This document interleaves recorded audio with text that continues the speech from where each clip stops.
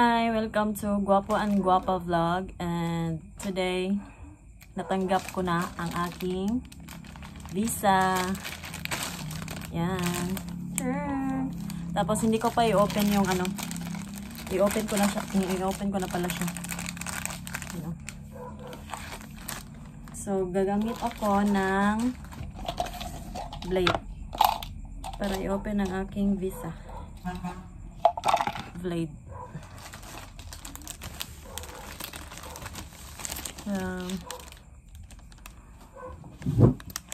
Hindi ko i-open yung buong buong packet. Ito lang yung labasan lang ng passport yung i-open ko.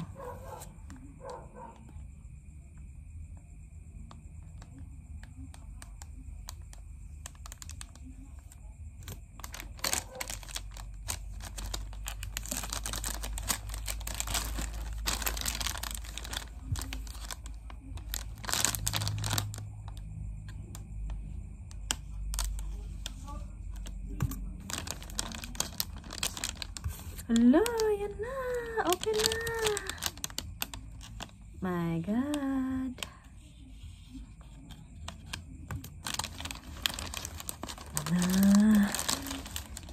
Kunin ko na ang aking passport na may visa.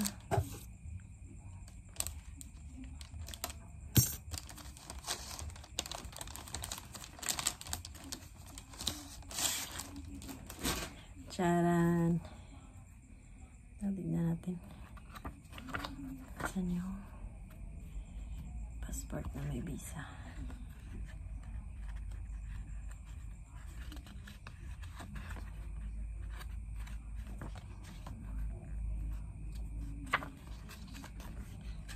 Oh. Wow. Wow. Ito na siya. Yee! United States of America. Yay! Thanks God. Finally.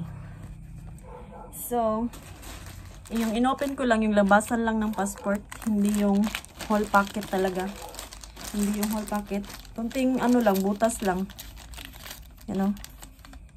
Make sure lang na makakalabas lang yung passport mo kasi bawal to, diba? Bawal siyang i-open.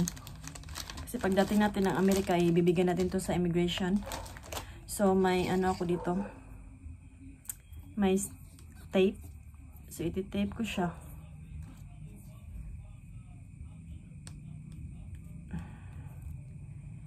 Iti-tape ko yung butas. Para hindi naman siya, pangit tignan. Tape lang, tape.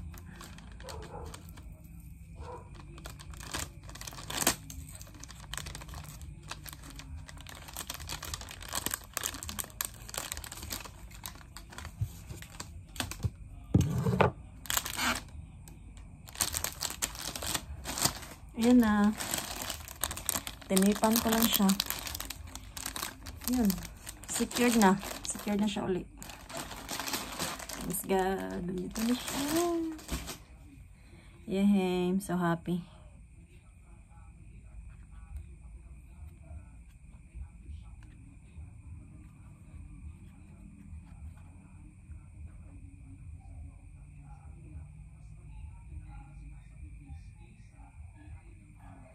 I'm so happy. Thank you, Lord.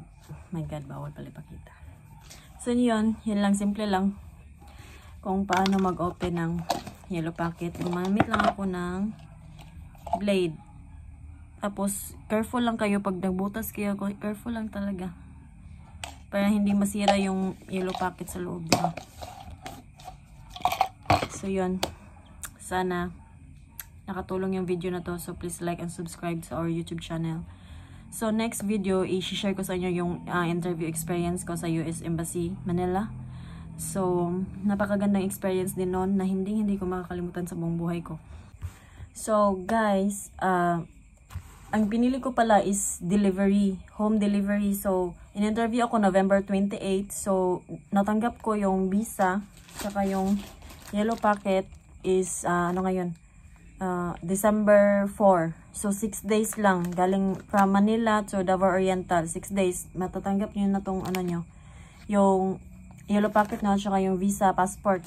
Tapos, before that, mag-e-email sa inyo si Jonathan na nasa US Manila Embassy na ano, bibigyan kayo ng tracking number at saka yun, sasabihin nila na before December 6, anya, matatanggap mo na yung visa mo, ganyan.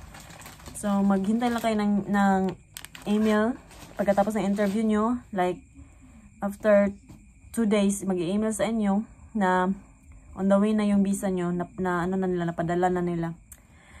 And then, pwede nyo i-track yung, ano nyo, yung visa nyo, kasi, di ba, magbibigay sila ng tracking number, pwede nyo i-track kung nasa na. Tapos, sobrang bilis lang. Kinuha ko siya doon sa, ano, sa kabilang municipality, kasi walang LBC sa amin, so bumiyahe pa kami para kunin siya kasi na-track ko na nandun na daw. So kinuha ko siya at nagbayad ako ng 440 pesos. At ano yun, premium delivery pala yun yung pinili ko, hindi pick up. Kung pick up sa MOA, pwede yung ano, pick up yun doon, like 3 days lang makukuha nyo na, or 2 days kung pick up yung pipiliin nyo, pick up to MOA. Pero pag delivery, I think 1 week to 2 weeks, yan, matatanggap nyo yung visa nyo. So, I'm so happy, Lord. Thank you so much, Lord. Thank you so much sa blessing, sa lahat, sa pag-guide sa akin. Thank you, Lord. So, good luck sa mag-interview. Good luck sa inyo. So, sana mag-like at subscribe kayo sa aking YouTube channel. And then, thank you for watching.